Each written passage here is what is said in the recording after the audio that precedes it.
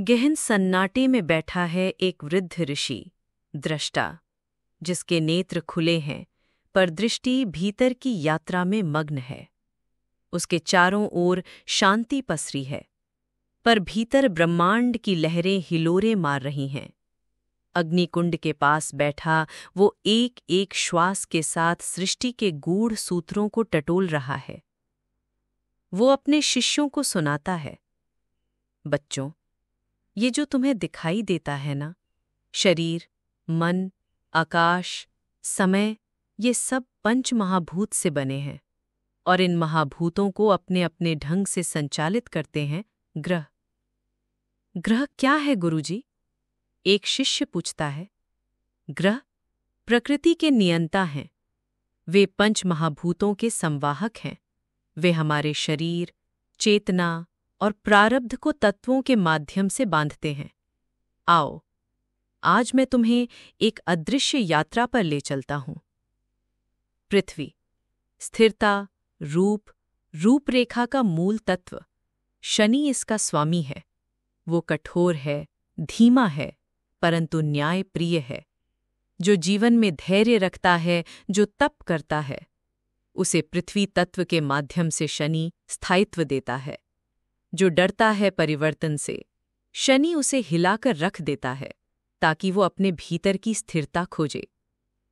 जल, भावना, प्रवाह और चित्त का दर्पण। चंद्रमा इसका स्वामी है। तुम्हारी हर स्मृति, हर भावना जल के कणों में बसी होती है। चंद्रमा चित्त को नचाता है। वो कभी पूर्ण है, कभी खो जाता है। जैसे हमारी इच्छाएं कभी बढ़ती हैं, कभी टूटती हैं। जिस जीवन में चंद्रमा का संतुलन है, वहां प्रेम है, करुणा है। अग्नि, इच्छा, पराक्रम और चेतना की तीव्रता। मंगल अग्नि को जलाता है। वो युद्ध का ग्रह नहीं, बल्कि आत्मा की अग्नि है। कभी ये अग्नि तांडव बन जाती है और कभी तप बन जाती है। जिसने अपनी ऊर्जा को दिशा दी, वो जीवन में अमरत्व को छूता है।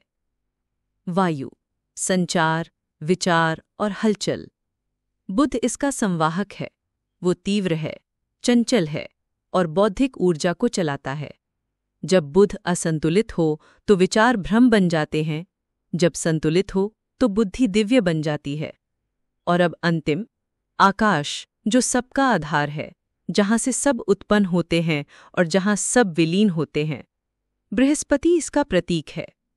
ये ज्ञान, गुरु और विस्तार का क्षेत्र है। बृहस्पति जब जागृत होता है तो व्यक्ति जीवन की सीमाओं को लांघ जाता है।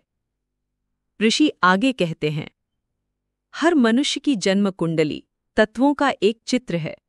कोई जल में डूबा है, कोई अग्नि में झुलसा है, कोई आकाश में उड़ रहा है। पर जो साधक है, वो तत्वों के पार जाकर अतीत्व को खोजता है। जिस दिन तुम पंच महाभूत को पहचान लोगे और उनके ग्रहों के साथ संवाद कर लोगे, उसी दिन तुम्हें अपने प्रारब्ध की भाषा समझ आने लगेगी।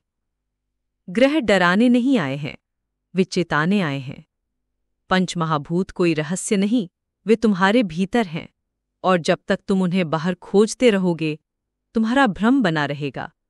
पर जिस दिन तुमने भीतर झांका, तत्वों का ताला खुल जाएगा और वहीं से आत्मा की यात्रा आरंभ होगी। ऋषि की आंखें बंद हो जाती हैं, पर उनकी बात शिष्यों के मन में अनाहत ध्वनि की तरह गूंजती रहती है।